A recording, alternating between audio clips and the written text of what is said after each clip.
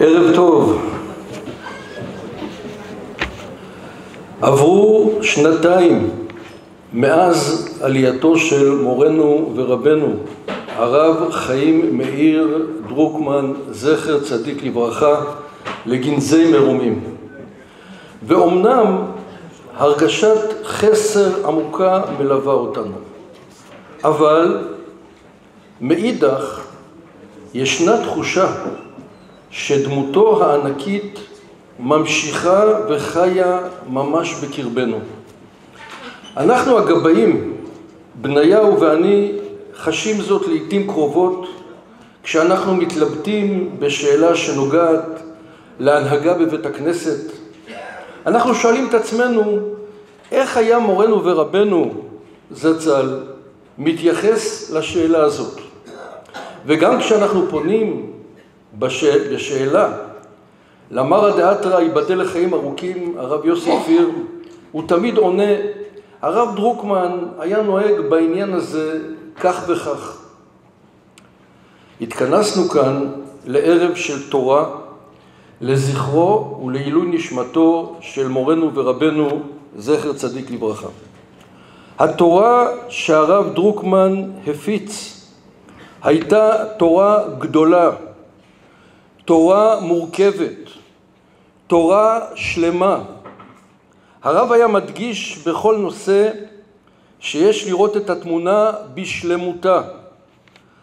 הוא היה עושה שלום בין הדעות השונות, גם כשבמבט ראשון היו נראות הפוכות זו מזו, היה מיטיב להראות שהן בעצם משלימות זו את זו. היה נוהג לומר שהמחלוקת שבין חכמינו זיכרונם לברכה מבטאת בעצם שני צדדים של אותה מטבע. בימים אלה בוודאי היה אומר, כפי ששמענו אותו כמה וכמה פעמים, שהתפיסה השלמה של חנוכה מחנכת אותנו לתפיסה השלמה של היהדות. קיימת סכנה לתפיסה חלקית ומצומצמת של חנוכה ושל היהדות בכלל. יש אנשים החוגגים בחנוכה רק את הצד של הניצחון בקרבות ומהללים את גבורת ישראל. מאידך, יש אחרים שחנוכה עבורם הוא נס פח השמן בלבד, המבטא את טיהור המקדש וחינוך המזבח. הגיבורים של החג נתפסים אצל כל קבוצה באופן שונה לחלוטין. אצל הראשונים יש את המכבים הגיבורים אשר ניצחו את היוונים, בעוד שאצל האחרונים הגיבורים הם בכלל כהניך הקדושים אשר תיארו את מקדשך והדליקו נרות בחצרות קודשך.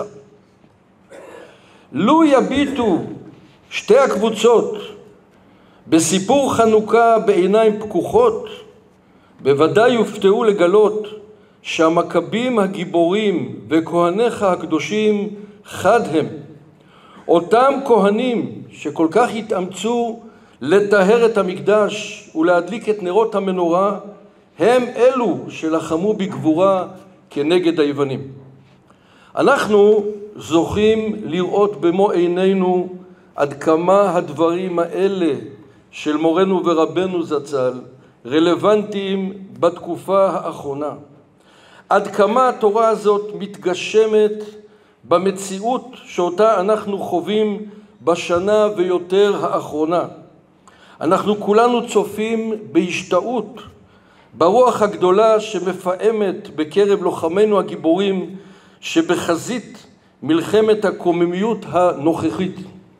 וכדברי הרב דרוקמן, על פי חז"ל כמובן, קוממיות כשתי קומות, הקומה הפיזית והקומה הרוחנית, כששתיהן מאוחדות וקשורות יחד. אני מתכבד להזמין את מרא דאתרא מורנו, הרב יוסי כפיר, ללמד משניות לעילוי נשמתו. עשרות שנים בשבתות הקיץ הרב דרוקמן היה נוהג ללמד את המשניות של מסכת אבות בישיבה התיכונית ובישיבת ההסדר, והסיכום של השיעורים הללו מופיע בספרו אבות לבנים, שיעורים במסכת אבות, על כל פרק ועל כל משנה. שם הספר מעיד הרבה, אבות לבנים. החובה של דור אחד להעביר לדורות הבאים את כל המורשת, את כל האוצרות הגנוזים של כנסת ישראל מדור לדור, של אבות האומה. והרב דרוקמן בכל שעה פנויה, בכל מקום שהתבקש, מילא את החובה הזאת בשלמות, ללמד וללמד וללמד, כל ציבור, כל מקום בשפה שלו. כידוע ישנם הרבה פירושים על מסכת אבות, והרב דרוקמן דלה מתוכם את אותם פירושים שיש להנחיל, אותם שיש בהם הדרכות מוסריות, ערכים חינוכיים שמתאימים במיוחד לדור שלנו. אני בחרתי שתי משניות ידועות, אבל עם כמה דגשים בזמן הקצר שישנו, לראות כיצד הרב דרוקמן מוביל את הדברים. שתי המשניות שבחרתי הן משניות כאילו שנכתבו במיוחד לתיאור דמותו של הרב דרוקמן. במקום ההספד, המשנה היא אומרת, זה היה הרב דרוקמן. המשנה הראשונה שנלמד, יהושע בן פרחיה וניתאי הארבלי קיבלו מהם. יהושע בן פרחיה אומר, עשה לך רב וקנה לך חבר, והווי דן את כל האדם לכף זכות. כשהרב דרוקמן לימד משנה של מסכת אבות, הוא היה מקדים הקדמה ארוכה לתאר את האישיות. מי הוא התנא שאנחנו מדברים עליו? ואין כאן הזמן עכשיו להאריך בדבר הזה. פה מדובר על הזוג השני מהזוגות. העיר סתם בהערת אגב, דווקא שלא מצוין פה, שישנו דף במסכת סנהדרין, דף מצונזר, דף שנמחק, ששם לומדים שישו היה תלמידו של יהושע בן פרחיה וכל הסיפור, מה שקרה ביניהם. ההדרכה הראשונה שהוא מלמד אותנו, עשה לך רב. וחז"ל באבות דרבי נתן מורים כמה חשוב שהאדם ילמד בצורה עקבית, בצורה מסודרת, קומה אחר קומה, את כל הדברים מהמקרא, למשנה, למדרש, לסברות. ומי שלומד בצורה כזאת, הבניין הוא יציב, הבניין הוא מסודר. אבל מאידך, ישנה גמרא, ישנה אמירה שונה. ישנה אמירה במסכת אחרת שאומרת, כל הלומד תורה מרב אחד אינו רואה סימן ברכה לעולם. אז זו סתירה מפורשת. במשנה שפה נאמר, עשה לך רב, אתה חייב שיהיה לך רב, ממנו תלמד, ממנו תצמח, ממנו תבנה את אישיותך. ומאידך נאמר, שכל הלומד תורה מרב אחד אינו רואה סימן ברכה לעולם. איך ליישב את הדברים? האמת היא שכבר הגמרא מיישב את הדברים, ואומרת שיש פה שני סוגים של לימוד. הסוג הבסיסי הוא הגמרא, ללמד את התורה כפשוטה, קומה אחר קומה. ישנו זה צריך שיהיה רב אחד, שיהיה גם סדר למשנה. ישנו דבר שני שנקרא סברה. זה קומה נוספת. ופה אנחנו יודעים שישנם גישות שונות. יש נגיד למשל את השיטה של בריסק, יש שיטה של פלפול, יש שיטות שונות כיצד בדיוק ללמוד. זה אדם יכול ללמוד ולטעום את טעמה של התורה מבתי מדרש שונים. אבל הרב מדגיש פה הדגשה שהיא מאוד חשובה, שהיא גם מאפיינת את אישיותו. הוא נקרא פה קטע אחד. הדיון בחז"ל מתמקד בתחום ההלכתי, בלימוד גמרא בבקיאות ובעיון. נראה שבתחום האמוני נכון ללכת בדרך של עשה לך רב אחד. בלימוד אמונה, אדם בונה את אישיותו, את היסוד לכל השקפת עולמו, את התשתית לכל אורחות חייו, על כן צריך לבסס בקרבו מערכת אמונית מסודרת וברכה. באמת הרב דרוקמן קיים את זה במורו ורבו הרב צבי יהודה. הוותיקים שבינינו ודאי זוכרים שכל יום רביעי, כבר עברו הרבה שנים מאז פטירתו של הרב צבי יהודה, אבל יום רביעי הרב היה נוסע בקביעות ללמוד, גם כשהוא היה פה בישיבה אצל הרב צבי יהודה, ובו הוא ראה את מורו ורבו העיקרי בתחום האמונה, למרות שכפי שידוע גם היה לו קשר עם גדולי תורה רבים. יש גם נקודה נוספת שהרב מדגיש פה, שחייבים ללמוד מרב. לפעמים ישנם צעירים, הרב עובדיה יוסף בספרים שלו גוער מדי פעם בפעם, בתלמידי חכמים צעירים, שאין להם עדיין את המסורת המסודרת, והם מעלים כל מיני סברות קרס. ישנה המשכיות בלימוד התורה. זה לא שכל דור פתאום ממציא דברים חדשים. אפשר נדבך נוסף, דברים נוספים, אבל אדם שאיננו לומד בצורה מסודרת מרב, עלול לטעות בדרכים. דבר נוסף שאומר רבי יהושע בן פרחיה, קנה לך חבר. קנה לך חבר, מעניין שיש פה ביטוי, אצל רב כתוב עשה לך רב, ופה כתוב קנה לך חבר. קנה כאילו שאדם צריך להתאמץ בדבר הזה.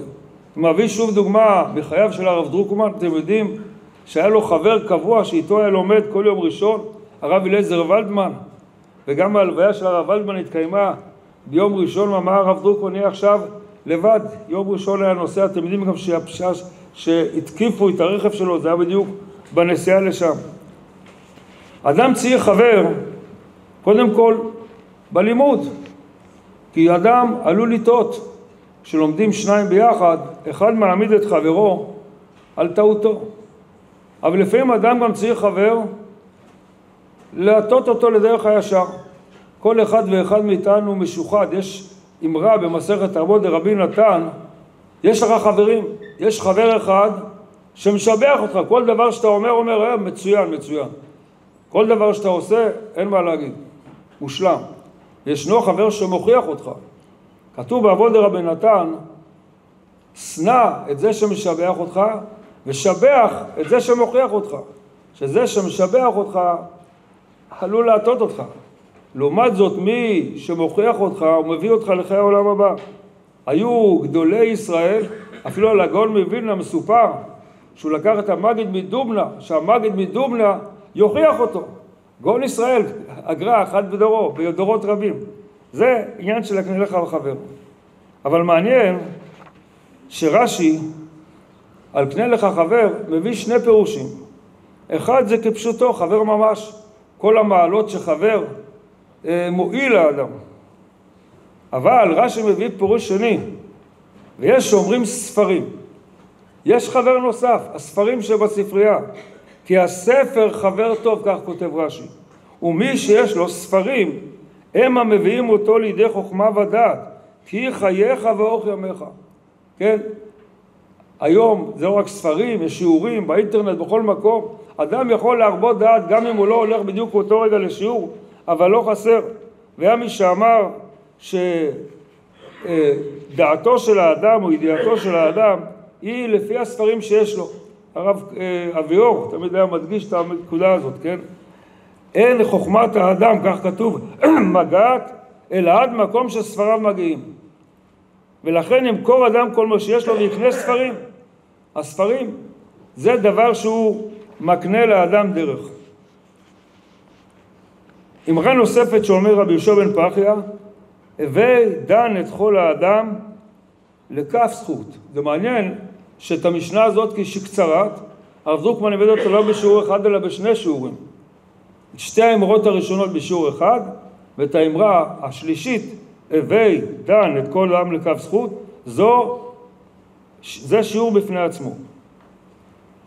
יש הלכה שמקורה בגמרא, ברבינו יונה, שהחפץ חיים זיקק אותה בספרו חפץ חיים, שכאשר רואים אדם עושה איזשהו מעשה, ובמבט ראשון המעשה הזה הוא שלילי, אבל יש גם אפשרות לדון אותו לכף זכות.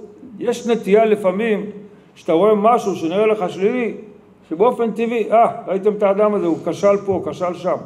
אבל יכול להיות שאם תסתכל יותר טוב, אולי תמצא שאפשר לדון לכף זכות, ולמעשה זה ציווי מפורש של התורה. התורה אומרת בצדק תשפוט עמיתך, מזה למדו חז"ל, הווי דן את כל האדם לכף זכות. הגמרא מביאה כמה וכמה סיפורים, והרב דרוקמן בעצמו מביא כמה סיפורים. מקוצר הזמן אני אספר סיפור אחד שהוא מביא פה בספרו, באחד מידידיו. הוא מספר שהייתה לוויה של מישהו ממכריו, וידידו, שאבא שלו אותו אדם נפטר, אמרו הפיצו שמועה שהוא זלזל באביו. מה היה הזלזול? הוא הגיע ללוויה עם רכבו הפרטי, כאילו נעלם. איך זה יכול להיות? בן בהלוויה של אבא שלו, בא ברכב פרטי, נעלם. אז הרב דרוקמן סיפר שהוא בא בניחום אבלים, הוא רצה לטעות את הדבר. זאת אומרת, אפשר היה לדון את זה לכף חובה, זה זלזול. אבל הוא סיפר סיפור. אתם יודעים שיש מנהג ירושלים על פי הקבלה, שבנים לא מלווים בהלוויה את אביהם. יש לזה טעמים בקבלה. והנה, כיוון שההלוויה הייתה בירושלים, אז מנהג הירושלים שלא מלווים. אבל הבן ידע שדעתו של אביו לא הייתה נוחה מזה. הוא לא ידע מה לעשות. אז הוא הלך לשאול את רב אברהם שפירא, שהיה חכם ירושלמי עם הפיקחות הירושלמית, והוא פתר לו את הבעיה. אמר, מצד אבא שלך אין שום דאגה.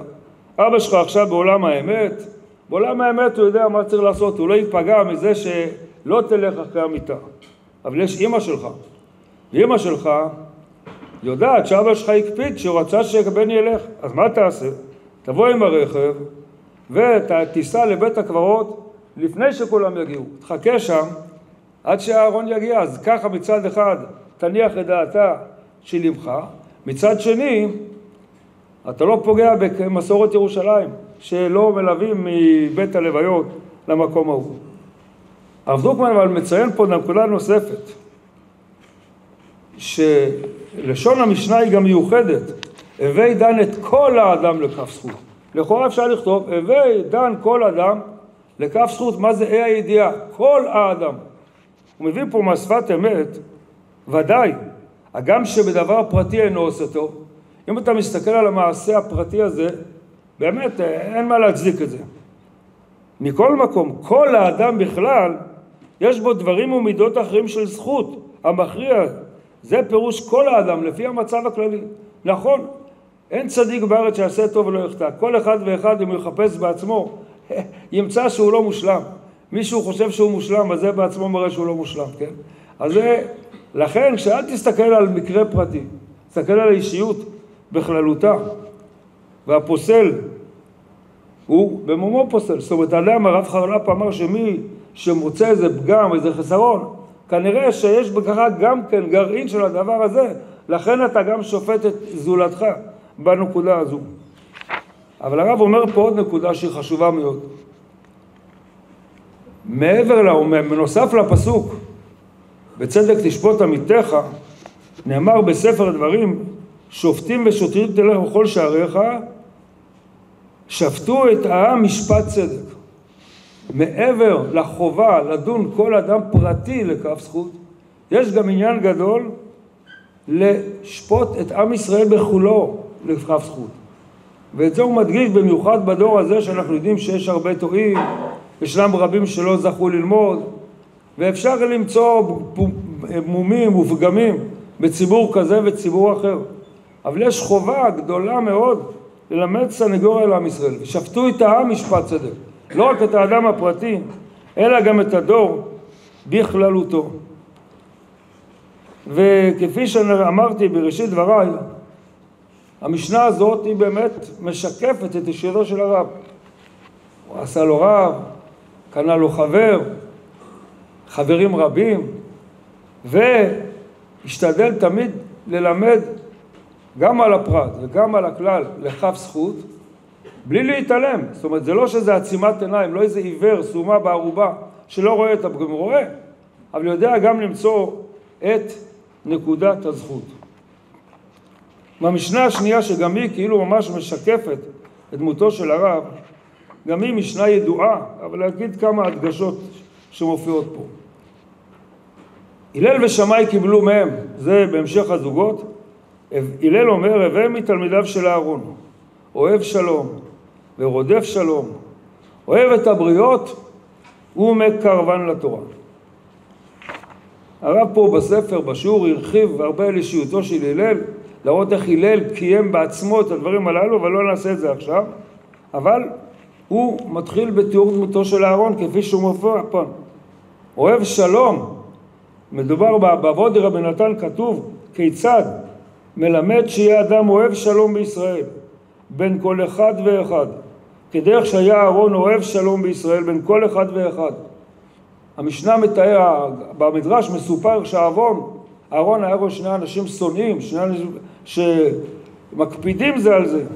אז הוא היה הולך לאחד ואומר לו, הנה החבר שלך כבר מצטער, רק הוא הולך לשני. לפעמים הוא שינה קצת מפני דרכי שלום, אבל כך הוא קרב את כולם. אנחנו יודעים גם בסרט סנהדרין אומרת שאהרון דגל בפשרה. כפי שבעלי התוספות מסבירים שם לפני שמתחילים לבית הדין. אחרי שמגיעים לבית הדין, ובית הדין כבר יודע מה לפסוק, אז זה כבר מאוחר. אבל אהרון נשתדל, עוד לפני שבאים לדיון משפטי, בואו נעשה פשרה.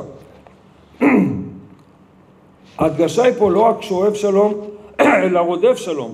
כולנו אוהבים פחות או יותר שלום. אבל לרדוף שלום, זאת אומרת לעשות מעשה. כמו שכתוב במשנה אחרת, הבאת שלום בין אדם לחברו, בין איש לאשתו. מה זה הבאה? הבאה שאתה מתאמץ לעשות את הדבר הזה, עושה איזושהי פעולה, ולא מחכה שהדברים יסתדרו מעצמם. אוהב את הבריות, הוא מקרבן לתורה. הרב מצטט פה את דברי בעל התניא. לא כתוב פה כמו במשנה הקודמת, אוהב את האדם, אלא כתוב פה אוהב את הבריות. בריות זה כאילו מדרגה יותר נמוכה. אומר בעל התניא, כתוב אוהב את הבריות ולא אוהב בני אדם, לומר שאף הרחוקים מתורת השם ועבודתו, ולכן נקראים בשם בריות בעלמא. הם כן אפילו לא רואים כאילו לקרוא בצלם אלוהים עשה את האדם, אבל צריך למושכן בחבלי אבותות האהבה, ואולי יוכל לקרבן לתורה ולעבודת השם. חושב שאין כמו הרב שבכל מקום, בכל אפשרות, עשה את הדבר הזה בפועל. אבל יש עוד הדגשה שצריכים להגיד אותה, שהרב ציודה שמעתי מזה הרבה פעמים את זה. אפשר לבוא ולחשוב, אוהב את הבריות ומקרבן לתורה, שאתה אוהב את הבריות על מנת לקרבם לתורה. אבל זה לא נכון. יש בזה מין צביעות, מין זיוף. אני עושה את עצמי שאני אוהב אותך, כדי שתלמד ממני, כדי שתחזור בתשובה, לא זה. אלא הרב אומר מה שהרב ציודה תמיד היה אומר את הדבר הזה, לא כתוב אוהב את הבריות כדי לקרבן לתורה, אלא אהרון אהב אותם בשל צלם האלוהים שבהם, אהבה אמיתית, שלא לצורך מסוים. וברגע שאתה אוהב מישהו באמת, אתה גם חפץ בטובתו, ואין לך טובה גדולה יותר מלקרב אדם לתורה. ואסיים בסיפור שמסופר על הרב מרדכי אליהו. שאלו את הרב מרדכי אליהו, איך אפשר לאהוב את כלל ישראל? איך? אמר באמת זה קשה. אבל הוא אומר, יש יהודי אחד שעושה את זה, הרב דרוקמן. אני אוהב את הרב דרוקמן, והוא אוהב את כלל ישראל, אז כך גם אני אוהב את כלל ישראל. ונזכה בעזרת השם ללכת באורחותיו ובדרכו של הרב. תודה רבה לרב יוסי כפיר, מרא דאתרא, על הדברים הנפלאים ששמענו. הזמנו כמה מתלמידיו ממשיכי דרכו של מורנו ורבנו הרב דרוקמן זצ"ל, להעביר לנו בערב המיוחד הזה קצת מתורתו. אני מתכבד להזמין את הרב ערן מרגלית, רב קהילה בשכונת גילה בירושלים.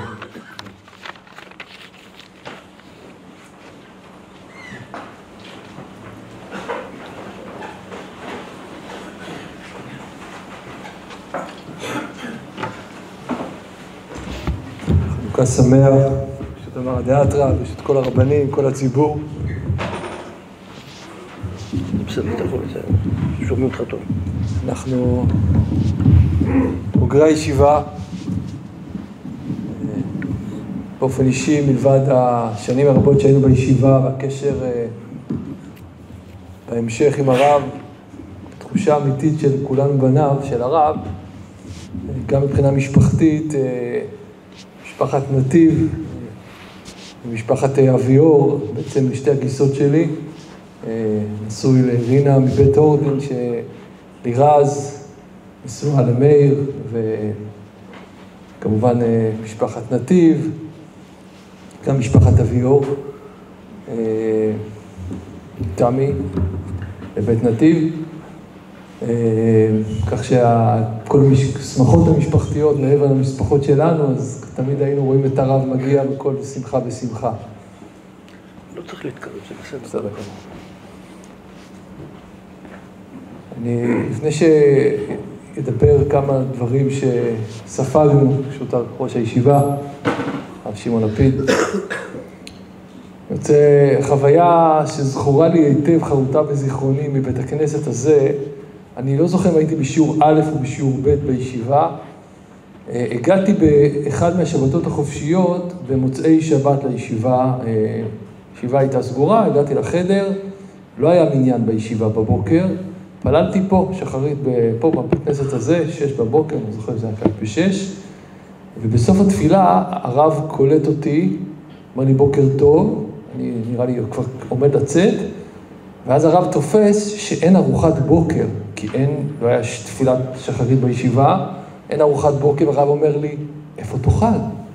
אמרתי לו, אני אסתדר. הוא אומר לי, לא, אין ארוחת בוקר.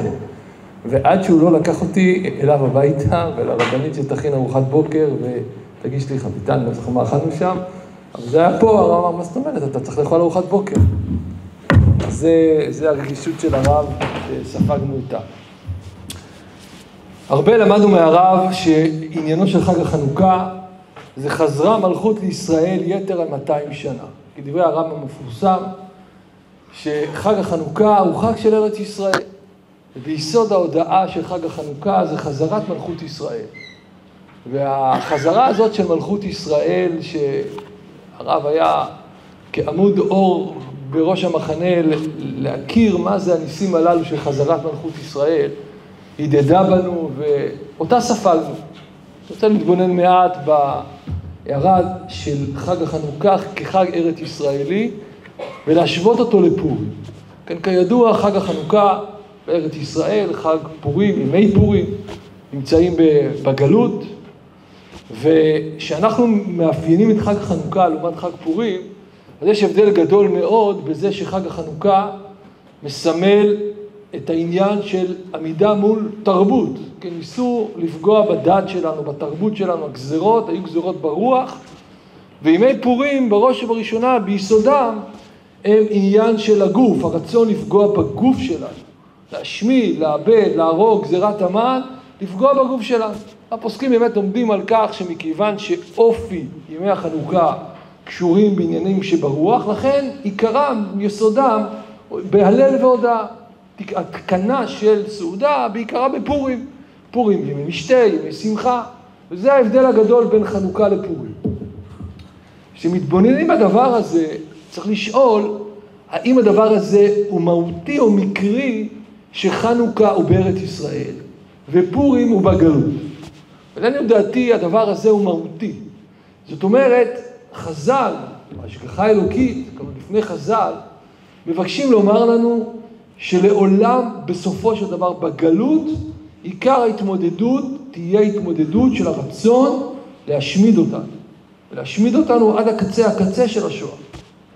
ובארץ ישראל, עם כל המלחמות ועם כל הקשיים, בסופו של דבר עיקר ההתמודדות היא ההתמודדות הרוחנית, התרבותית, הפגיעה בקושי להעמיד עם שהתורה היא נר לרגליו. כי תמיד רבנו היה אומר שיום אחד באושוויץ זה כל המלחמות של עם ישראל בארץ ישראל. אין מה להשוות בכלל. ארץ ישראל היא ארץ של חיים. אבל החיים, הסכנה יותר גדולה היא התרבות.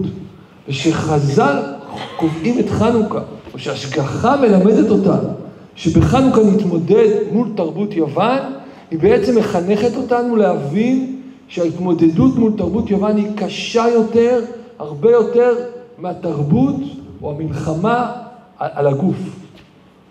הדבר הזה גם בא לידי ביטוי בספר אורות, שעיקר המאבק שהרב מבין זה כל הסוגיה של אמינות, וכל הפסקאות באורות שעוסקות בסוגיה הזאת של המאבק התרבותי, מה לוקחים מתרבות יוון, מה לא לוקחים מתרבות יוון, איפה קו הגבול, מה אנחנו מכניסים פנימה, ומה אנחנו מוצאים החוצה ואומרים עד כאן, לא ייכנס למחנה ישראל. זאת הסוגיה, ולכן זה חנוכה. ודבר נוסף, כידוע, בחג החנוכה יש לנו שני עניינים.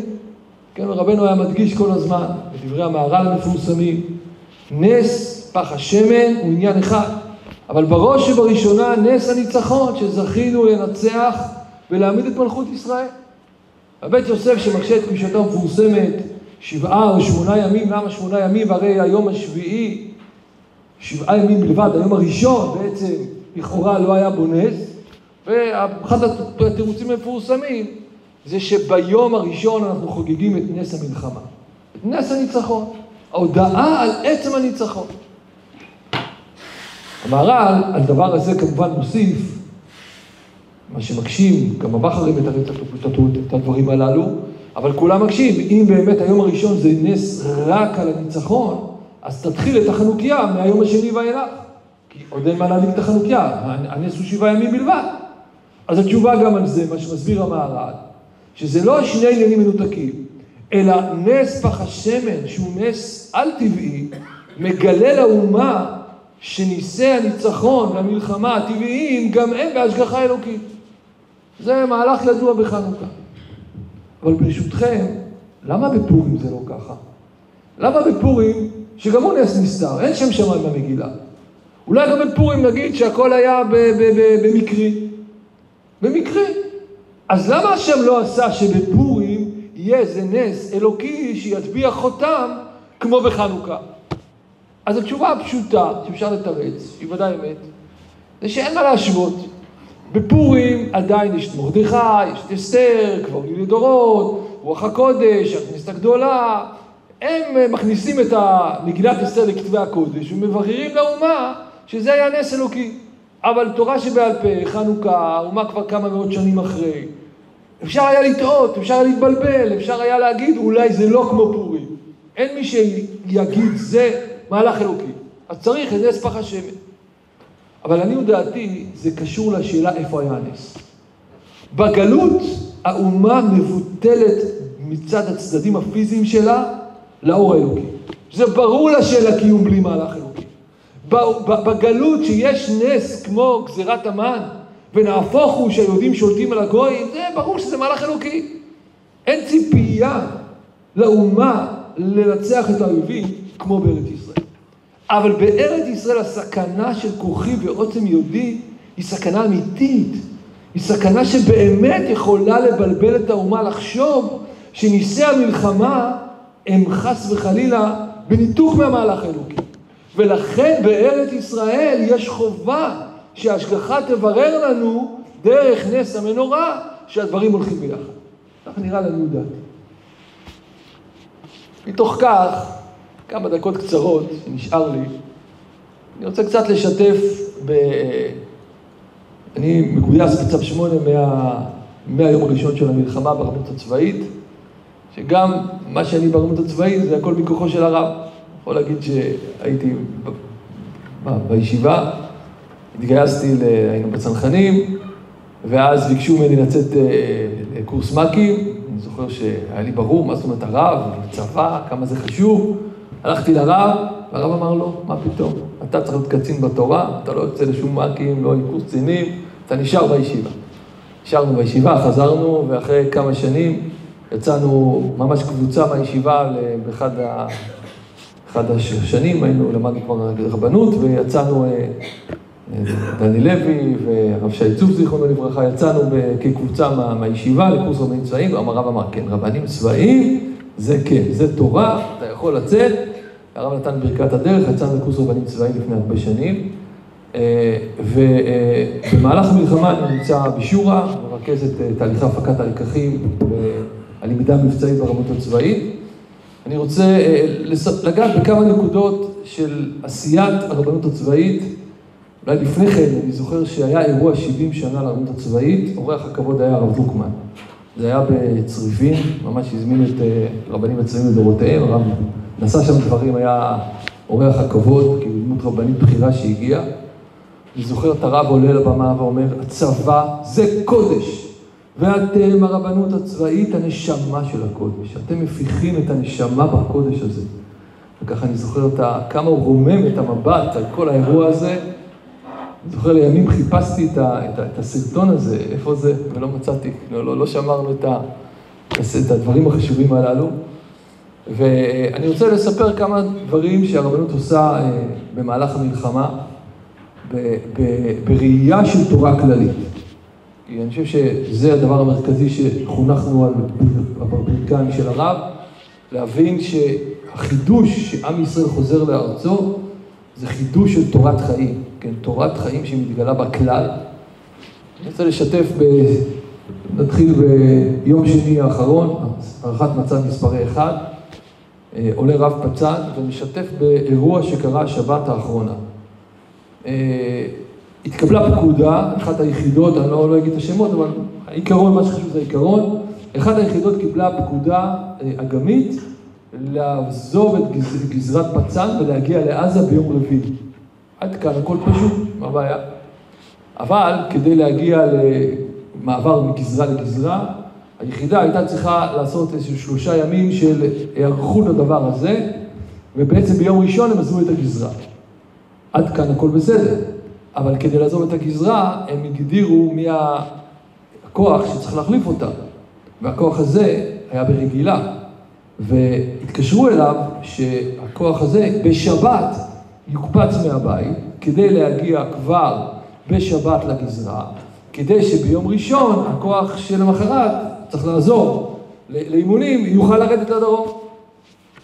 והדבר הזה, רב הפיקוד התוודע לעניין, והתחיל שיח, ובעצם האמירה היא, יש פה עניין מבצעי, צריך לרדת לדרום. אומר רב, נכון יש פה עניין מבצעי, אבל אולי אפשר ב6 שעות לדחות את ההגעה של הגדוד, שבעצם מגיע בשבת, לא בגלל שהוא צריך להיות באמת בשבת, הוא יכול להגיע מוצאי שבת, רק ביום ראשון הוא תופס. והדבר הזה הוליד שיח שקשור להמון עניינים, שמי שלא תופס בהם ראש ולא מבין רגע מה זה פסיקה כללית, כלומר יש פה שאלות של הובלות בשבת ופקודת אמ"ץ שמנחה את הפיקוד ושיח בין רב פיקוד לגורמי האג"ם והגורמים בין הגופים והרבנים שנמצאים ביחידות וההיכרות רגע עם הסיבות המבצעיות. כל השיח הזה זה שיח שקורה מאחורי הקלעים, החייל הפשוט לא יודע, הוא מקבל את ה-SMS בוא או אל תבוא, והוא צריך לשאול את הרב שלו או לסמוך על המפקדים שלו, ושהוא לא יודע, הוא יבוא, כי מבחינתו זה פיקוח נפש. אבל הרבנות הצבאית עסוקה למעלה משנה בכל הדברים הללו. או סיפור שני, שגם כן התוודעתי אליו לאחרונה, באחד האירועים המבצעיים שהיו, הייתה נפילה, בלי הרבה פרטים, הייתה נפילה באחד מבסיסי צה"ל של ירי תלול מסלול, שגרמה לנזק בבסיס.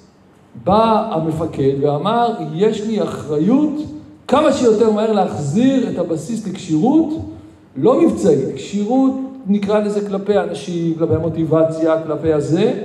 אני רוצה לאשר בינוי בשבת, כדי שנוכל להחזיר את מי שהיה גר באותו מקום, שיוכל לחזור. ומבחינתו זה היה חשוב. ובאותו סיפור היה מעורב רב חיל האוויר, ואמר לרב, אומר הרב למפקד חיל האוויר, מפקד חיל האוויר לאלוף, אומר לו, זה נכון, זה חשוב, אבל גם השבת יקרה לנו, גם השבת חשובה לנו, גם היא חלק מהמוטיבציה שבונה את רוח המשרתים בבסיס. והיה שיח בין רב חיל האוויר למחה, מפקד מחה, ובסופו של דבר מפקד מחה קיבל את עמדת רב חיל האוויר, ודחו בכמה שעות, חיכו ליום ראשון. אז זה דוגמאות לשאלות אסטרטגיות הרבה פעמים, שבאמת הרבה מעבר לתורת הפרט, לתורה כללית של שיקולים מערכתיים גדולים מאוד, שמלווים את העשייה. ואני אסיים, אני מסתכל ככה לשם, צריך לסיים. בדרך לפה מתקשר אליי אחד הקצינים שלי, אנחנו אחראים על הפצה של כל מיני תהליכי למידה, והוא אומר לי, תשמע, היום גמרנו לערוך סרטון שמדבר על תהליך הפיתוח של חנוכיה טקטית. אפשר להפיץ את זה? זה לא ממש תחקירים ולמידה. אפשר להפיץ? לא. דיברנו בינינו, אמרנו סוף, נפיץ, זאת חנוכה, יש עניין להפיץ. שנה שעברה היינו בעזה כבר. ואחת הבעיות שהייתה, זה שהחנוכיות, יש רוח. אז כל אחד יודע מה הבעיה, כך חנוכיה כוורת, יש זכוכית והכל בסדר.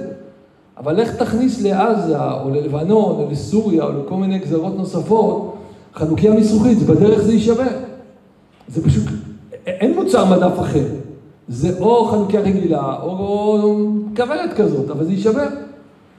השנה, כבר כמה חודשים אחורה, נערכו לחנוכה והחליטו לפתח חנוכיה מסוג של פלסטיק קשיח שעמיד בחור, שקיבל את כל האישורים מצד גורמי הביטחון בתוך צה"ל, ושהתחילו לייצר, הכל היה טוב, אבל כשהגיעו ליום השמיני, כמות הנרות יצרה חום יותר מדי גדולה בחנוכיה, וזה לא עמד. זאת אומרת, ביום הראשון החנוכיה הייתה מצוינת, ביום השנייה היה בסדר, אבל כשהגיעו ל8 ימים, החום בתוך החנוכיה היה כל כך גדול, שזה לא, אף טיפוס לא עמד בזה.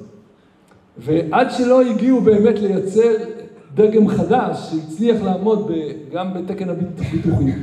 ובאמת זה מה שהיה, ממש השנה, אלפי חנוכיות, קוראים לזה חנוכיות טקטיות, זה מגיע מקופל, זה בנוי כמו לגו של 4 חלקים, עם גפורים, עם נרות, עם פקל הדלקה, וזה נשלח לכל הגזרות.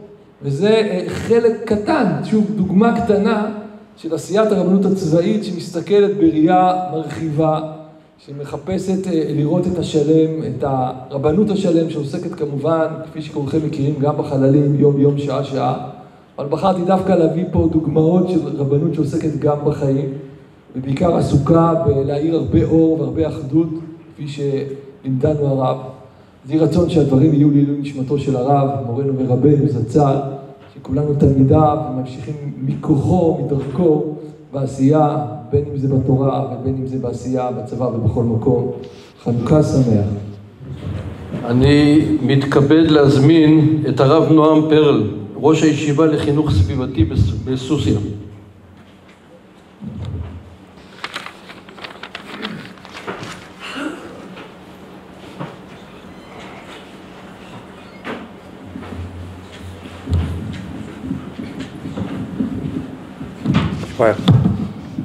ערב טוב, פשוט מרדתה, פשוט ראש הישיבה. אין לי חנוכות טקטיות לדבר, אבל קצת פחות. ככה בקצרה הגעת ברב, אז קודם כל הרב כמו הסיפור עם הפיל ושלושת העברים, כאילו לכל אחד יש את הרב דרוקמן שלו. כל אחד מכיר את הרב דרוקמן מזווית אחרת, שלושה עברים מגיעים לפיל, אחד משש את החדק אומר זה צינור, אחד משש את האוזן אומר זה צמיחה, אחד משש את הרגל אומר זה בניין, אבל זה פיל. את הרב דרוקמן אף אחד לא יכול להכיל באמת את כל העוצמות וכל הפנים המשלימים והשונים. היית בצד של תלמיד בישיבה שראה את הרב שלו, אני לא מראשוני התלמידים, אני לא בשלב שהרב הפך להיות אדמו"ר מושלם, אני שם באמצע, ושלושה סיפורים, שלושה עקרונות, 3 מנהגים ועצה אחת. בואו נתחיל מהסיפורים. בזמנו, כשהרב היה בחדר שיעורים, אנחנו היינו בבית מדרש, היה טלפון מיוחד לחדר לבית של הרב. כשהרב היה מזעיק אותך, היה טלפון והיית רץ שואל מה הרב רוצה. אנחנו חזרנו מהצבא, מנסים לשבת ללמוד, וקוראים לי החוצה למבואה, הרב רוצה אותך. טוב? תבוא עכשיו. אוקיי, רצים בבית של הרב, רצים, גלם, כן, מה הרב רוצה? תגיד לי, נועם, מה אתה יודע על יהודי אנגליה? אמרתי לו, כדורגל, ליברפול, קצת מנצ'סטר יונייטד, בית הלורדים, הגירוש מיורק, עוד משהו שלא שמעתי עליו? לא, מה המצב הרוחני שלהם? טוב, נו, אולי הרב יגיד, תשמע, המצב שלנו היום ונורא, ההתבוללות בכל פינה, הכל מתמוטט. מי שלא נביא לארץ, הלך. ועוד אחרי השואה, איך אפשר? הרגעתי שזה מתקרב אליי. אוקיי, ומה אני יכול לעזור? תשמע, נועם, יש לבני עקיבא הכשרה, והם קבוצה מאנגליה שמגיעה לישיבה, ואני חשבתי לתומי שאולי אתה מוכן ככה להיות אחראי עליהם. אמרתי לו, הרב, אני שבוע שעבר עברתי מהצבא, כאילו לא כזה, טוב, בסדר, אבל תבין, זה פיקוח נפש, צריך מישהו שבדיוק האופי שלך. אני לא, הרב, אוקיי, בסדר, אני יכול להתלבט? אז הוא אומר, בוודאי. אני שאל את אורית, אני אחשוב, בוודאי. אמרתי לו, מתי מגיעים? מחר ב8.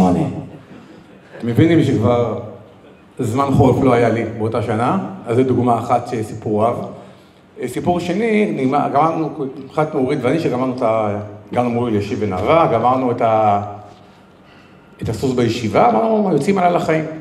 והחלטנו שאנחנו יכולים להצליח בית ספר שדה בסוסיה. זה היה היעד שלי שלנו בחיים. בקיצור, ועוד פעם, אני יושב בית מדרש, בשעותיי האחרונות בישיבה, בחודשים האחרונים ככה חברותה של ערן, מנסה ככה לאסוף כל מה שלמדתי, לסכם, לסדר, לארגן. טלפון מפורסם, תבוא מהר. אוקיי, טק, טק, טק, טק, מגיע לבית של הרב. תשמע, נועם, מה אתה מכיר על נהר אדון? נהר אדון, לא מכיר. זה לא רוסיה, יש שם איזה עיר, קוראים לה רוסטוב, שמעת על רוסטוב? אמרתי לו, לא, ממש לא. אתה יודע שמסך הברזל, בטח שאני יודע, מה זאת אומרת. ותדע לך, יש שם עשרות אלפי יהודים שלא ידעו ממינם ומשמאלם. אמרתי, וואו, מאוד מעניין, אבל מה הקשר אליי? אמרתי, תשמע, זה ארץ הקוזקים. התחלתי להבין מה זה קשור אליי. ואני אומר, אולי חשבנו שאתה תהיה מרא דאתרא של אולוסטוב והגלילות.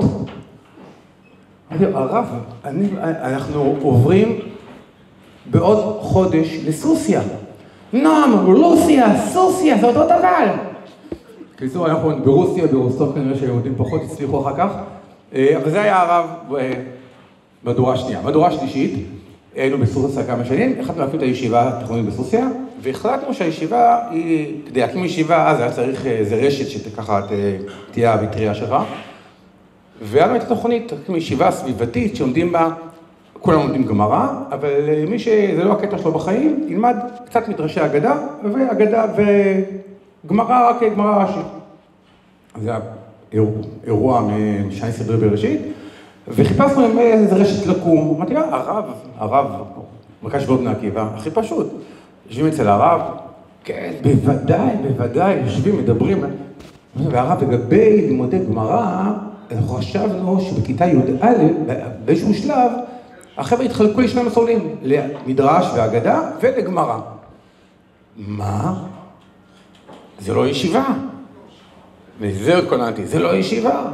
ככה לא למדו בוולוז'ין, זה לא ישיבה ככה, מה זאת אומרת? מדרשי אגדה. עכשיו הייתי אז ג'ינג'י לא הבנת כמו היום, אמרתי, אוקיי, הרב הבנו, בסדר, לא קרה שום דבר. שתנו כוס קפה ביחד. להתראות, יש הרבה, היה מלא דגים, אני שלי עוד רשת ראש אחר. בסדר, הרב, תודה רבה. בקיצור, זה לא ישיבה. קמתי, הלכתי לא בתור, באמת, אמרתי, נמשיך עליו. אני שומע מהדלת, נועם, תבוא רגע.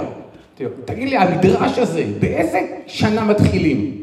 אמרתי לו, י"א. עד י"א, כל כך הרבה זמן, בוא נתחיל. הישיבה הוקמה, אין מדרש ואין נעליים. הרב הפסיד בקרב וניצח במערכה, וזה מורנו ורבנו, על כל ביתיו, על הדאגה לכל עם ישראל, הדאגה לחינוך בישראל. ושלושה דברים ככה, שלושה יסודות ככה, שמבחינתי, אני ככה לקחתי מהרב. הראשון זה קימה, לא סתם הספרו, הראשון זה קימה, הכל קימה. סבלנות, נחת, דברים קורים, דברים משתנים. רק אתמול הלכו עם ברטים, תראו כמה דתיים יש היום. לאט, צעד, קימה בעולם הזוגי, בעולם המשפחתי, בחינוך ילדים שלנו, בישיבה, בדור, באומה, בעולם. בקיצור, קימה זה יסוד ככה ראשון משמעותי. היסוד השני זה חינוך. ובאמת מאז שהרב עזב אותנו לגנזי מרומים, אני יודע כמה אנשים יודעים, מעט מאוד אנשים הולכים לחינוך, היום ליצור רמים, איזה חתיכת אתגר, הרב עושה לא כמו בית אורחה, מה זה, אצלנו למצוא רמים, יש כבר ישיבות במרכז שרבנים חרדים מתחזקים לבוא להיות רמים בישיבות תיכוניות כמו פעם, ועולם חינוך, זה העולם, הכל מתחיל בחינוך, נגמר בחינוך, מתוך כך, באמצע הכל זה חינוך, זה ככה יסוד שני. ויסוד שלישי, לוואי דח ממנו נידח, חתמון של הגירים כולנו מכירים, שזכיתי להיות בבני עקיבא העולמי, טסנו, התחילה המלחמה באוקראינה, והיה צריך לחלץ יהודים, ממש תחת אש. הגענו משלחת של כמה אנשים שמבינים בתחומים האלה, באנו לקבל את ברכת הדרך מהרב, ושאלנו אותו, הרב, חילול שבת, יהודים אין שם כמעט זרע ישראל לרוב, אבל מחללים שבת או לא? אבל מה זאת אומרת? אנחנו צריכים לחזר אחרי. זרע ישראל צריך לחזור על כור מחצבתו. אתם מחיילים שבת, גם מספק, ספק, שזרע ישראל, אתם נוסעים, מביאים אותו לארץ ישראל. בשבת שלמה אנחנו נוסעים למעבר גבול, בין אוקראינה למולדובה, וכל הדרך, כל החיצה על הגז, אתה לאסוף את הדאורייתו שאתה מתניע, והרב מלווה אותנו בהבנה שזרע ישראל צריך לחזור לכור מחצבתו, לבל יידח ממנו נידח, ואלה שלושת היסודות שמבחינתנו ככה, מבחינתי ככה, העולם עומד עליהם, וזה מה שקיבלתי מהרב, ומשתדלים להמשיך בזה. ויש שלושה מנהגים קטנים שככה, אחד ביום-יום, אחד בשבתות, ואחד ככה ברגעי שיא. כמובן ביום-יום, בברכת על המחיה, קיבלתי על עצמי אחרי שהרב הסתלק, להנעים בזמר, ועלינו לתוכה, ושמחנו בבניינה, וכוח אחרי כל על המחיה, אני חוזר ככה, דואל לתוך החדר של הרב, לסיומי השיעורים אצלו. בשבתות, ריבון כל העולמים, בכל הצרוד, הכי גדול צרודי רבני ישראל, כל אלה שבת, זה יחזור אל הרב עם הריבון כל אל בית אבא, לא היה דבר כזה. ודבר שלישי, כשאני יורד חופות, אז כמנהג הרב, יש לקוח ממנהגי המעריל, עם טלית, עורכים את החופה עם טלית, ואוטומטי הולך דבר תורה, הברכה הקבועה, שחורבה מחורבות ירושלים, אף אחד בונה בית חדש, כולם בונים בית על תשתיות קודמות, וככה בעצם שלושת המנהגים האלה ככה מחזיקים את הרב איתי ככה בכל מעגלי החיים. ויצאת טובה לסיום, אחרי שצדיק מסתלק מן העולם, יש חלל מטורף, יש המון תפקידים לקחת, כל אחד ייקח איזשהו אלפיון, איזושהי זווית, איזשהו משהו קטן מהירושה המטורפת שהרב השאיר לנו, עם ישראל ירוויח בגדול. אז שנזכה. תודה רבה. אני מתכבד להזמין את הרב אלישיב הכהן, חתן מורנו ורבנו הרב דרוקמן זצ"ל.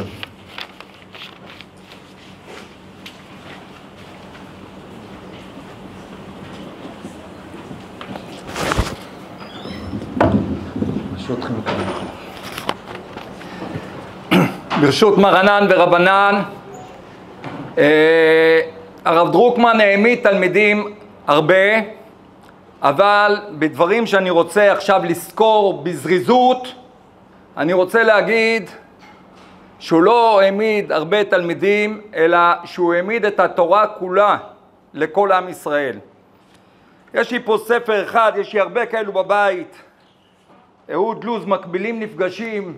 תחילת הספר מספר מה קורה ביהדות רוסיה לפני 150 שנה, איך באידיאולוגיה עוזבים תורה ומצוות. המציאות הזו, היו שלושה דברים שגרמו למפלה ועזיבת תורה מצוות. הדבר הראשון זה האמנציפציה, ההשכלה, הולכים ללמוד במוסדות של גויים. הדבר השני זה המהפכה ברוסיה. הרב דרוקמן היה מספר שהרב מיפונוביץ' אמר שהוא 3 פעמים שמע את טרוצקי מדבר, והיה צריך להיות גיבור כדי לא להימשך אחריו. והדבר השלישי זה החלוציות בארץ ישראל, שאפשר להעריך למה זה קרה, אבל הפעם נקצר, שמקבלת גוון של עזיבת תורה ומצוות, ונוער דתי שרוצה להתיישב, שרוצה להחזיק בנשק, שרוצה להיות שותף לתהליך הגאולה, מוצא את עצמו בדרך חד סטרית, ואני אומר פה את לשונו של הרב, דרך חד סטרית של עזיבת תורה ומצוות. אני מחזיק פה ספר של סבא שלי, נתן גרדי, שהיה ממקימי הפועל המזרחי. יש פה עמודים שלמים שמתארים את מצב החינוך, והוא מספר בתרפ"א שהוא מגיע לפתח תקווה, 40% מהחינוך בארץ מנוהל על ידי המזרחי. הוא משבח פה מאוד מאוד את האנשים שעוסקים שם בחינוך, תלמידי חכמים מוכשרים, משבח אותם מאוד, אבל הוא מספר ש3 מחזורים שלמים לא יצא אחד דתי. ובניתוח שלו הוא אומר, אין נער שלא שר את השירים ואת ההתרפקות על הפרחת שממות העמק, ולנער הדתי אין דרך להגיע לזה. הרב קוק, זכר צדיק לברכה, סימניות פה זה מה שישבתי בימים האחרונים לאסוף, בלי סוף עוסק בשאלת החינוך, והוא כותב דברים כל כך קשים על מצב החינוך.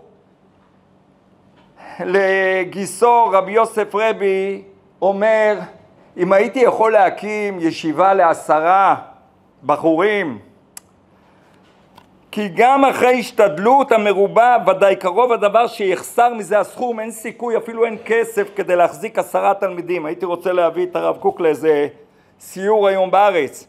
במקום אחר הוא מדבר על חסרון הסדר החיצוני של המחנכים והמתחנכים, לעומת כל הטבת תואר חיצוני בצורה החיצונית של בית התלמוד בניקיונו הפנימי. בגימנסיה הכפרנית יש ניקיון, יש סדר, ובתלמודי התורה יש לכלוך, אין ניקיון. הוא מדבר על תחרות מול המוסדות הכופרים, ממש משתמש במילה תחרות, שצריך להתחרות. הוא מדבר על כך שהחינוך החילוני, אז קראו לזה הכללי, נותן אפשרות להתמודד עם אורחות החיים, עם פרנסה. ואילו בחינוך הדתי, כן, המילים הם מאוד מאוד, כן, וכל פורקי עול תורה מצוות מחנכים את ילדיהם, מכשירים אותם למלחמת החיים בתכלית השלמות, ורק הילדים של ההורים שהם קשורים בקדושת תורה ואמונה נשארים נכשלים. זה ביטויים ככה קשים. הרב מציע שהמורים למדעים, המורים לשפות, יהיו אנשים יראי שמיים, כדי שיהיה לתלמיד הזדהות עם המורה. הוא רואה עולם מתפתח ועולם דתי שנשאר ממש אחור. הוא אומר את זה ממש ככה. כן? כל המתחנכים תחת ידי בעלי התורה ויראה אינם מתקשרים ללכת עם החיים, לא מצד ידיעותיהם ולא מצד הנהגתם ונימוסיהם, אנשים חלשים ועוד תיאורים. הוא מציע ללמוד גם את השפה הערבית והטורקית, מה שעשה אחד מתלמידיו הגדולים ביותר של הרב קוק זצ"ל, הרב ישראל פורת, ששלחו אותו אחרי זה לשליחות בקושטא. כמובן שהרב בוכה על כך שלא מתעסקים באמונה, כן, חיסרון הרוח והאור האלוקי, מפני שנזנח האור האלוקי. וכשאין חיבור לחיים ושאין סדר וניקיון ותואר חיצוני, שאין פרוגרמה, תוכנית לימודים, הוא מעמיד פרוגרמה לבית ספר תחכמוני ביפו, שאין פדגוגיה, שלא עומדים בתחרות, שהמורים, חלק מהמורים הם לא יראי שמיים, שנזנח האור האלוהי. והדבר החמור מכל, הרב זצ"ל אומר שהצליחו להתמודד בגרמניה עם זה. הוא מתאר את רב שמשון רפאל הירש כנזיר אלוקים, כאדם ענק שהצליח להציל את המצב, אבל זה חיבור לחיים מצד פרנסה, אבל לא מהצד הלאומי. וצריך לרומם לא רק את החיבור לחיים מהצד האישי, אלא גם את החיבור לחיים בצד הלאומי. כל הדברים הללו נכתבו על ידי הרב זצ"ל. הוא לא זכה לראות שתלמידיו מתקנים את המצב. אני מחזיק פה ספר על הרב נריה שחר אורו. בעמודים שלמים מתאר הרב נריה בפנקסו איך כל מורי המזרחי מתנגדים בחריפות שהחבר'ה ילכו לבני עקיבא. איך החבר'ה שנמצאים בבני עקיבא, כשהם רואים את המורים שלהם, הם מתחבאים כדי שלא יזרקו אותם מבית הספר. אחרי זה הוא מתאר רק מרצה אחת מסמינר מזרחי לבנות, שהיא מעודדת את החבר'ה ללכת לבני עקיבא, פרופסור נחמה לייבוביץ' זיכרונה לברכה, והיא אומרת שמה שלא הצלחנו לעשות בבתי הספר, בני עקיבא מצליחים. במקום אחר בספר מדובר פה על הקמת ישיבת בני עקיבא. יש פה כל כך הרבה נימוקים כלפי הרב נריה, למה לא להקים ישיבה. בכלל, מי ילך לישיבה? הרבנים מנסים להקים ישיבות, הנוער מקים ישיבה, זה נשמע משהו בכלל, אבל יש כל כך הרבה משימות בהתיישבות. למה צריך לקחת את המשימה הזו עלינו? אנחנו לא עומדים במשימות האחרות, ועוד נימוקים ונימוקים, כולל נימוקים כספיים. ואני מגיע לספר על הרב דרוקמן, ולפני כן אני רוצה, לפני שנתאר שמה, להגיד,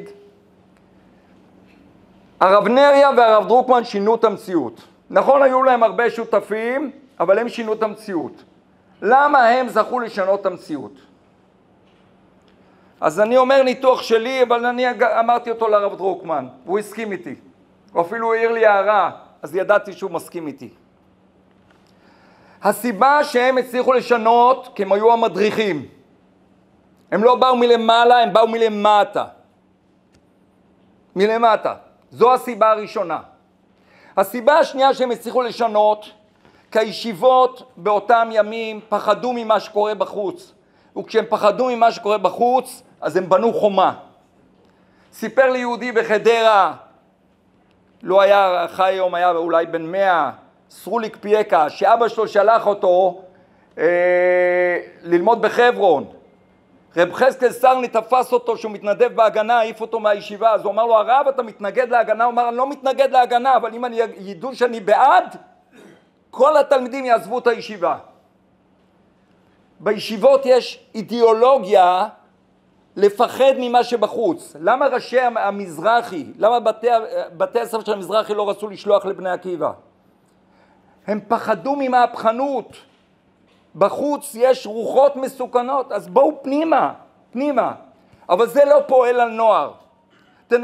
ננסה לתאר לעצמנו שאומרים לנער, בוא תלמד אצלי, אני אשמור עליך.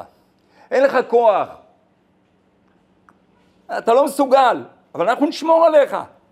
לעומת שאומרים לנער, כן, התאספו חברים למצווה והחליטו לתקן את העולם. במקום לפחד ממה שבחוץ, העמידו יד להשפיע על מה שבחוץ. הישיבה בכפר הרועה, המהפכה של בני הנוער בגיל היותר נמוך, התחילה בידיעה שמכשירים את החבר'ה ללכת להתיישבות. הם היו עושים מסע רגלי, לטירת צבי. כשפותחים את ארון הקודש בימים נוראים, אז שרים את מנגינות הפלמח, את המנון הפלמח. לא שלא מפחדים ממה שבחוץ, להפך, זה היעד שלנו להשפיע על כל העולם.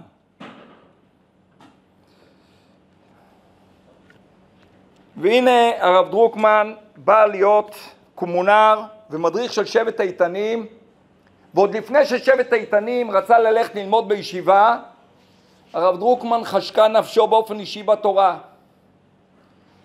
הוא התייעץ עם הרב נריה לגבי הוצאת הספר אורות התשובה בהוצאה חדשה, והוא שלח אותו לרב צבי יהודה.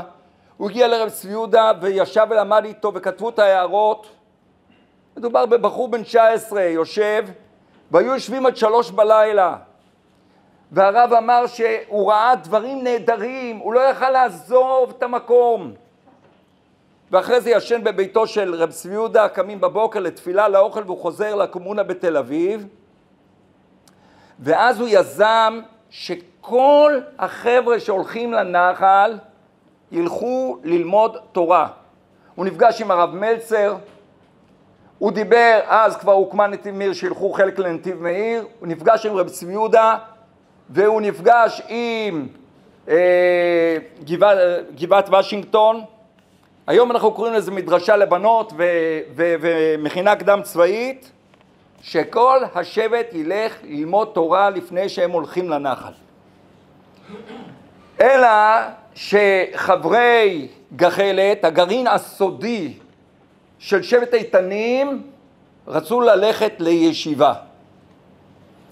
למה זה סודי? שיגידו אנחנו רוצים ללכת לישיבה, למה זה סודי? קום המדינה, עולים לפה 100,000 ומיליונים. צריך להקים התיישבות חדשה. בני עקיבא יש לה סוף סוף איזה מין מהלך כזה שהולכים לחזק את ההתיישבויות, כל פעם גרעינים נוספים, והחבר'ה רוצים במרכאות להיות 10 בטלנים שבעיר. נכון, הגמרא אומרת, בטלים ממלאכתם ועוסקים בתורה. לא ייתכן. הייתה ועידה של בני עקיבא שרכשה וגעשה, אפשר לקרוא בספר על כל עצם הרעיון הזה. אנשי הקיבוץ הדתי ייתנו את הקמת ישיבה בתנאי אחד, שכעבור שנה כולם מיד הולכים לנחל, שלא חס וחלילה יצא מצב שמישהו ממשיך ללמוד. עכשיו, הרב דרוקמן נמצא בתוכם, והוא לא רק מוצא את הפתרון, ישיבת הסדר ראשונה. קודם כל הוא לא נותן להם לפרוש מן הציבור, שזה משמעות מאוד מאוד גדולה. אותו סיפור ידוע אני מנסה לקצר בדבריי, שעד שהם מצליחים להקים, הוא הולך יחד עם יעקב דרורי לשר הביטחון, ליבון, להציע לו את ההצעה של ישיבות ההסדר. היו מנהיגים גדולים, היו לנו שרים, היו רבנים גדולים. למה המדריך הולך? זו שאלה מאוד רצינית. אבל בסופו של דבר, עד שהוא הצליח גם למצוא את ראש הישיבה, את הרב גולדווירט, וגם הגיע כבר בין הזמנים של חודש סוכות, והחבר'ה עלו על האוטובוס לכיוון כפר חסידים, לכיוון זיכרון יעקב, והרב דרוקמן רץ לתחנה המרכזית ומוריד אותה מהאוטובוס. שאלתי את הרב זלמן מלמד, איפה הוא בדיוק עמד באוטובוס? כן, במדרגות של האוטובוס. בוא, ולכל אחד אומר, אם לא תבוא, הכל ייפול בגללך. עכשיו, זה לא סיפור היסטורי של אפיזודה. זה שינוי מגמה. זה שינוי מגמה שהתורה היא לא מה שמתנכר למציאות. תלמוד תורה כנגד כולם זה לא נגד הכל, אלא מה שנותן את התוכן לכל. זה שינוי תפיסה. ושינוי התפיסה הזה לא הקים ישיבה אחת, הקימו הרבה ישיבות. לא הקים את הישיבה הראשונה. שינוי התפיסה הזה שינה את המציאות. יש לי פה מאמר של הרב דרוקמן שהוא כותב על תפקידה של בני עקיבא, והוא אומר דברים שיש פה כאלו שכשאני אקרא את זה יחייכו, כי הם שמעו את זה תורה שבעל פה. בדורנו חזרה ההיסטוריה על עצמה. הייתה בעבר דרך חד סטרית של עזיבת תורה ומצוות בקרב הנוער, גם בין נערים ונערות מבתים טובים ביותר. ילד שהתחנך בבית ספר יסודי דתי נפרד מכל היהדות שלו בסיימו את כיתה ח', הוא הוריד את הכובע. כיפה, מאן דכר שמי, מי חלם אז בחלום הוורוד ביותר שאי פעם ילכו עם כיפה ברחוב? יהודים שלא עבדו במוסדות דתיים, אף אם הם היו יראי שמיים, היו הולכים בעבודתם גלויי ראש. לשם כך הוקמה תנועת בני עקיבא. ובהמשך הוא מביא ספר שנכתב על החינוך באותם זמנים והקדיש פרק לישיבות וציטט, הישיבות הן נחלת העבר שאין לשוב אליהן. ולכן, למה אמרתי שהוא הסכים איתי? אמרתי לו ככה, שני דברים עמדו לך ולרב נריה שהצלחתם. האחד שהמדריך בה, והדבר השני, שבמקום שהישיבה תהיה מקום משמר, הגנה, הישיבה הייתה התקפה, מקום מאתגר. אפשר לראות גם בציטוט בספר הנני, שהמגמה של הקמת ישיבת ההסדר הייתה, שאחרי זה ילכו להתיישבות. מקום מאתגר. וזה מדבר אליו הנוער. אמרתי לו, יש לי תיאוריה, שאבא שלי למד בכפר הרועה, יחד עם הרב דרוקמן. הרב דרוקמן למד 3 חודשים אחרונים של סוף כיתה ח'. אז לרב ישראל הם קראו הרב. לרב צוקרמן הם קראו רב אברום. לרב נריה הם קראו נריה. לרב דרוקמן, החברים שלו התעקשו עד סוף ימי חייו לקרוא חיימקה. אבא שלי זיכרונו לברכה קרא לו הרב דרוקמן. אבל החברים התעקשו לקרוא לו חיימקה. אמרתי, אתה יודע למה? כי את המהפכה עשיתם לא בתור רבנים, את המהפכה עשיתם עשה לך רב וקנה לך חבר. מהכוח של הנוער. לא שוכחים לך את זה. איך אני יודע שהוא הסכים איתי? הוא אמר לי, אתה יודע, הרב צבי יהודה אמר לנו כשאנחנו יוצאים לעבודה הרבנית, ללבוש בגדים רבניים. אבל אתה יודע שאני לא הולך עם חליפה. בשנים האחרונות אני הולך לחתונות עם חליפה, כי ראיתי שאנשים נעלבים, כאילו אני לא מכבד את האירוע שלהם, לא התלבשתי לכבוד האירוע. אבל אתה יודע שבישיבה אף פעם לא הלכתי עם חליפה. אני חושב שבישיבת אור עציון זה הודגש עוד יותר. שוב, אני לא פה בעד או נגד, כן? נראה לי שבהקמת הישיבה התיכונית לרמים אפילו קראו בשם הפרטי, התלמידים. כן? באו מלמטה, לא מהשררה מלמעלה, וזה פעל. ובעקבות זה נעשה שינוי תפיסה, שתורה מאירה את כל החיים הפרטיים, אבל גם את כל החיים הלאומיים. ואם יורשה לי להגיד שאנחנו מנחילים את זה לכלל ישראל, ועד כדי כך אנחנו מנחילים את זה לכלל ישראל, זה עוד יהיה עוד יותר, מוסיף והולך, שנראה לי שהניצחון במלחמה הזו הרבה בזכות ההשפעה של הרב דרוקמן על הדור. להזמין את הרב יוני סמואל, ראש אולפנת בני עקיבא בבאר שבע וראש מנהל החמד.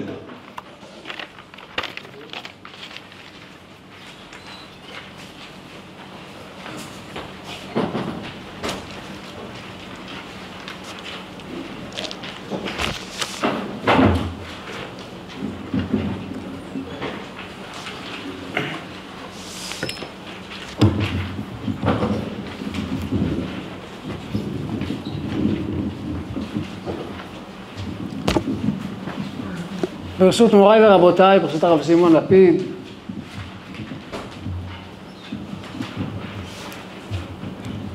ברשות המורה שלי, אלי ביטון, ברשות המשפחה היקרה, אני ככה כתבתי כותרת, המחנך הרב חמד, קודם כל בגלל, זה השם של הרב, ככה יוסי ברוכי אמר לי ביום שקיבלתי את התפקיד, שלרב היה מאוד חשוב החמד, אפילו על הטלית שלו היה מוטבע חמד, חיים מאיר דרוקמן.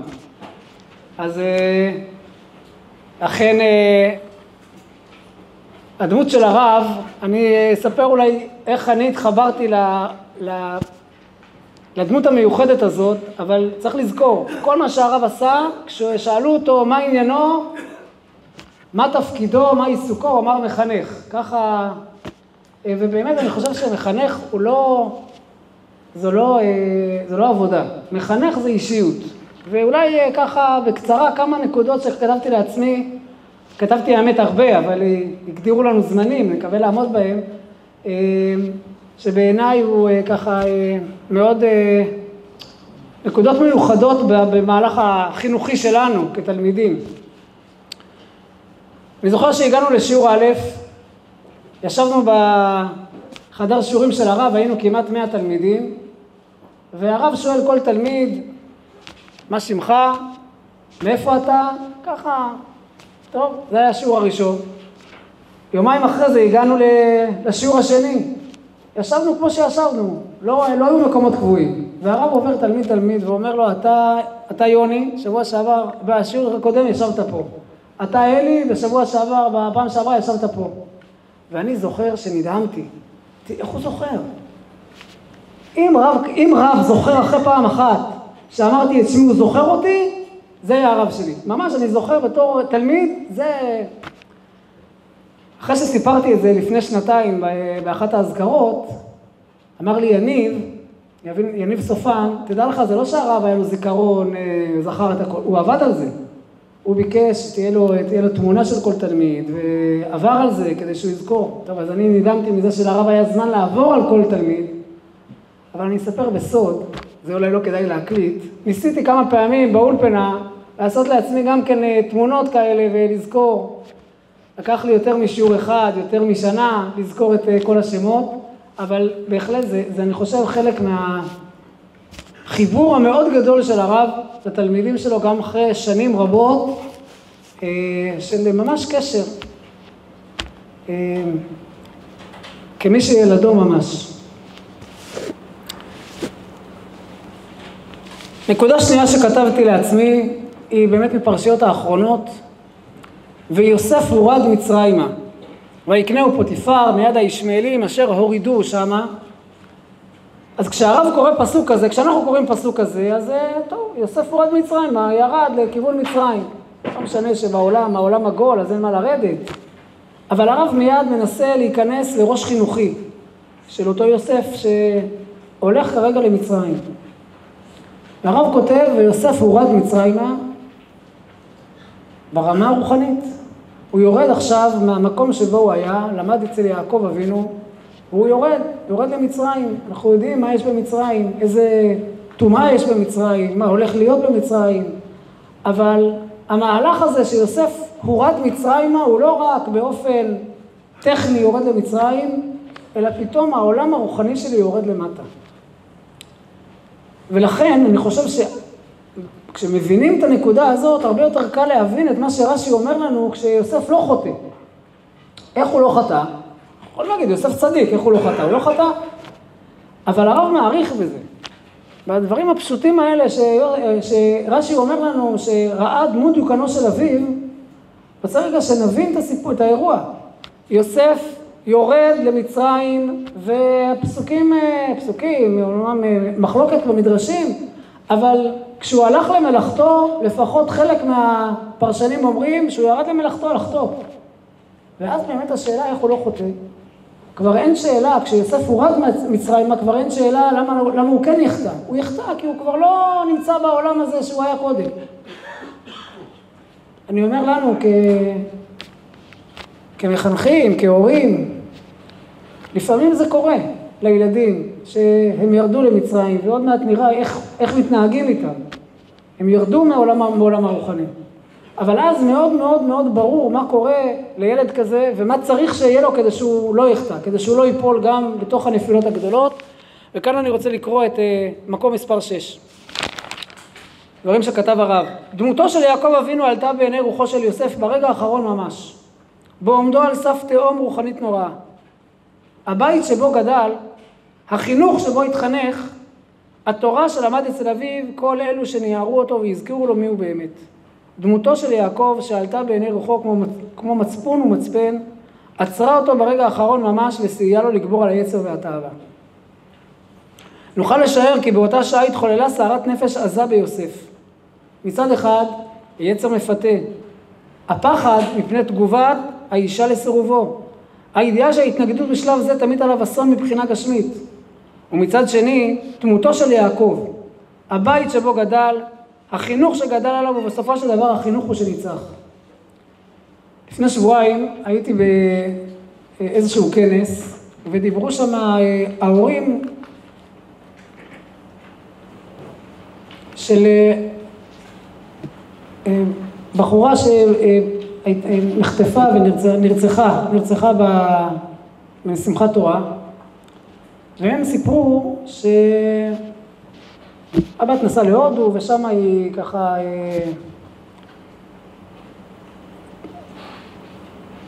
לא המשיכה לשמור את כל התורה והמצוות, תפארת, ואבא שלה סיפר שהיה מאוד חשוב לו, והוא הצליח לשמור איתה על קשר גם ברמה הרוחנית.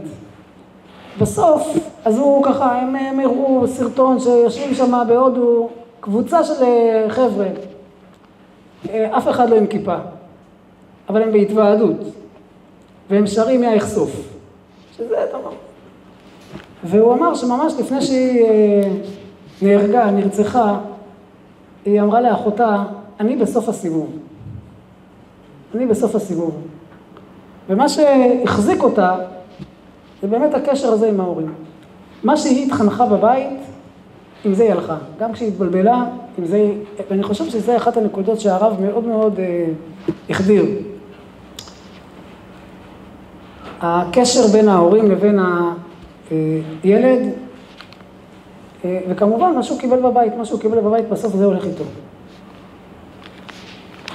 אני רוצה לגעת בעוד נקודה שכל מי שלמד אצל הרב מכיר ככה את המשפט הזה שהרב היה חוזר עליו הרבה מאוד, וקשור למה שדיברנו קודם. והאור שבא מחזירה נמותיו. האור של התורה, כן, ככה המדרש מביא, ויחרה בה רבי יונה ורבי ירמיה בשם רבי חייא ברבא אמרי כתיב, ואותי עזבו ותורתי לא שמרו. הלוואי אותי עזבו ותורתי שמרו, מתוך שהוא מתעסקין בה, המאור שבה היה מחזירה למוטב. ראיתי נתיבות שלום, וממש חשבתי על הנקודה הזאת, כשלמדתי אותו, אני ברשותכם נשתף אתכם בלימוד הזה. ויש לבאר זאת על פי מה שכתב רבי נחום מצ'רנוביץ, זכרו יגן עלינו, שהוא נס, שהשם כביכול מוריד למטה מהשרה ומתקרב אל האדם להשיבו ולהחזירו אליו. לפעמים אדם יורד למטה, אבל הקדוש ברוך הוא יורד למטה כדי להשיבו אליו. והיינו שמיוחד האור של חנוכה, שהוא מאיר אפילו לאלו שהם בבחינת נידחים, למטה מהשרה. לאור הנרות, כן, וזאת חנוכה, כנראה לא סתם הרב ביום הזה התעלה, הנקודה הזאת הייתה מאוד משמעותית אצל הרב, ובזה מבואר מחז"ל, פתילות ושמנים שאמרו חכמים, אין מדליקים בהם בחנוכה בין בחול בין בשבת. שמרומז לנשמות הנידחים כאילו שאור השבת אינו מגיע להעיר להם, שאור השבת הוא נורא ונשגב מאוד, אבל בחנוכה מדליקין בערב, שנר חנוכה מדליק אש קודש ביהודי, וזה כבר מביא אותו גם לנר שבת.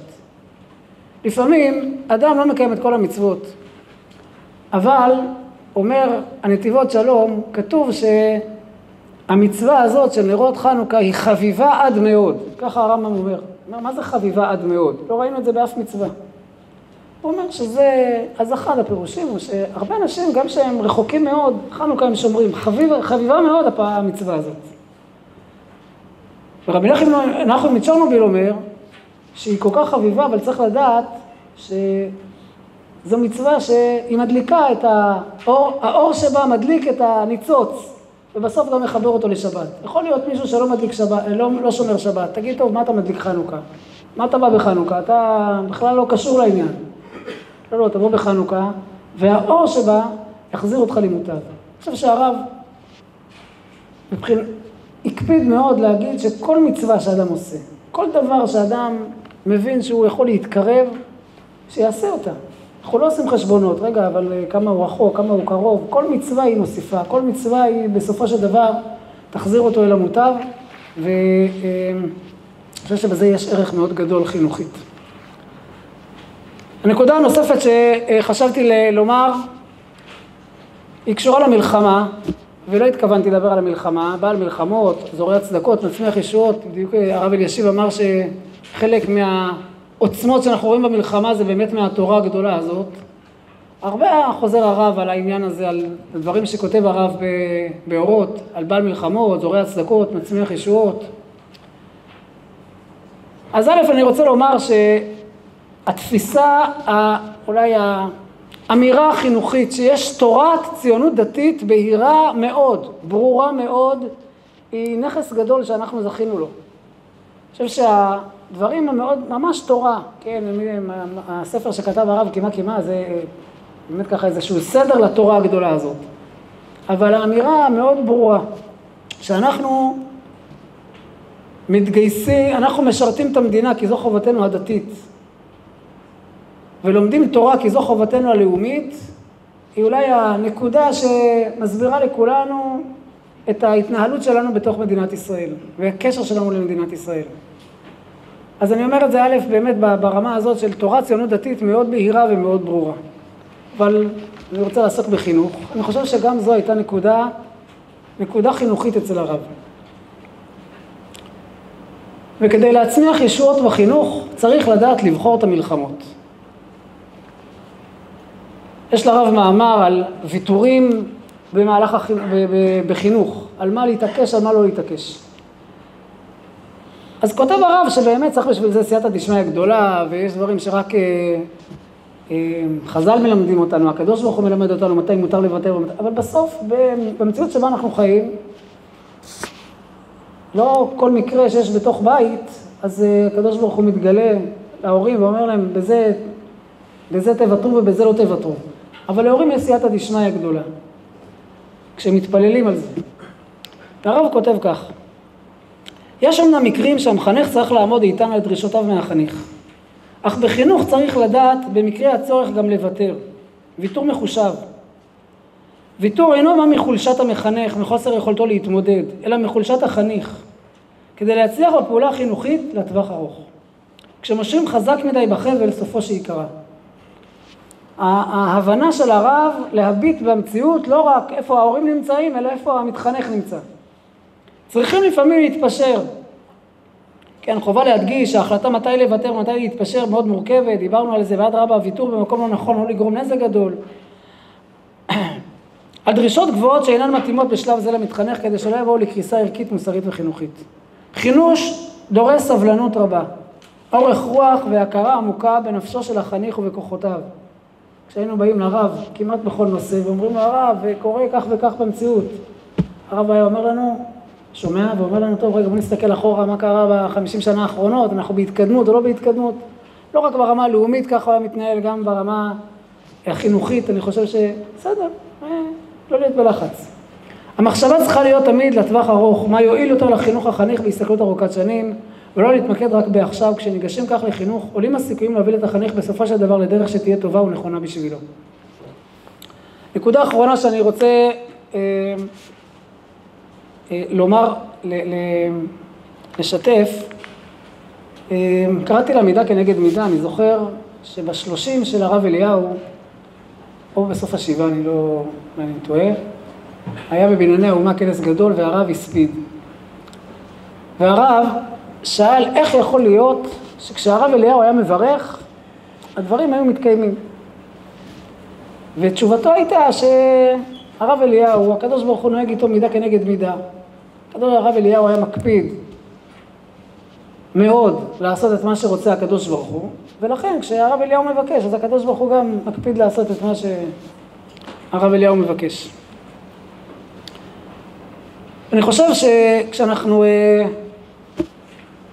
אפשר אולי להגיד, 2 אחרי שהרב עלה השמיימה, מנסים עוד למצוא הרבה אנשים שיוכלו להיכנס לתוך נעליו, שהוא עשה את כל הדברים, הוא לבד. עמד בראש הישיבה, ובראש ישיבות ההסדר, ובמרכז ישיבות בני עקיבא, ועוד ועוד ועוד ועוד ועוד. ואתה אומר, רגע, איך אדם מצליח להיות בכל כך הרבה מקומות?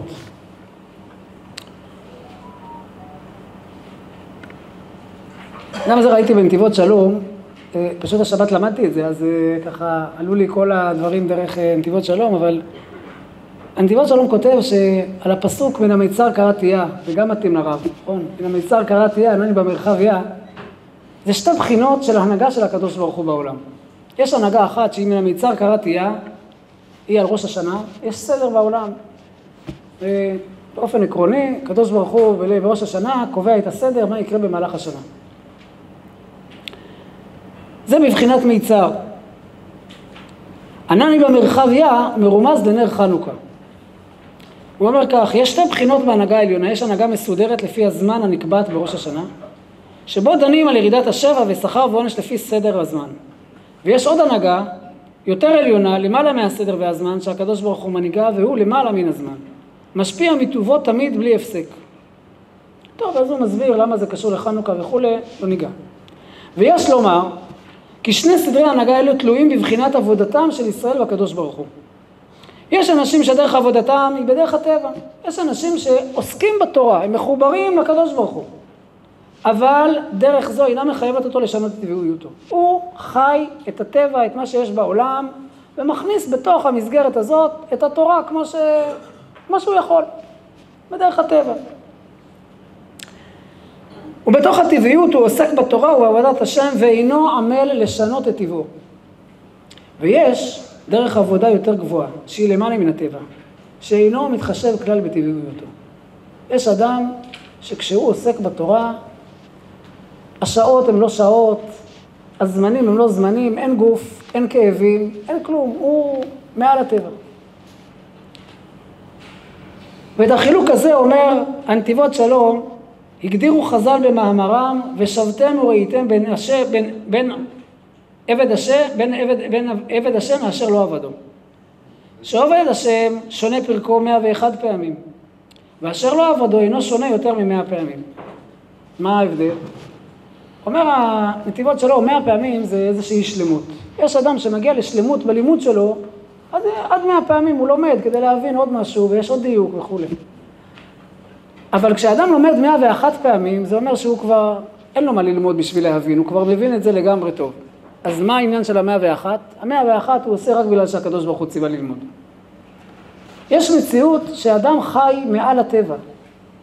הוא אומר, אני נמצא פה בעולם, כל עוד יש אפשרות, יש נשמה באפי, אני מתבטא לפני הקדוש ברוך הוא. ובאמת אין כאבים, ואין, לא צריך לאכול כמעט, ולא צריכים לישון כמעט, ועם ישראל צריך אותי. זכינו באמת בדמות שמעל הטבע. הקדוש ברוך הוא החזיר לרב מעל הטבע, שבאמת אנחנו רואים את כל מה שהוא לא החזיר לנו מעל הטבע, שדמותו של הרב בכל דבר נגעה מהכלל ועד הפרטים הקטנים ביותר. זה מחבר אותי לתחילת השיעור. להיות בקשר עם כל תלמיד ותלמיד, לדעת מה קורה איתו, איפה הוא נמצא. אני חושב שבאחת הבריתות, וזה אני מסיים, הרב לא יכל להגיע, הוא התקשר לשאול איך קוראים לתינוק. איך קוראים לתינוק? זה, אני חושב, נקודה מאוד מאוד משמעותית, שאיתה אפשר להיות מחנך, אישיות של מחנך. עד כאן.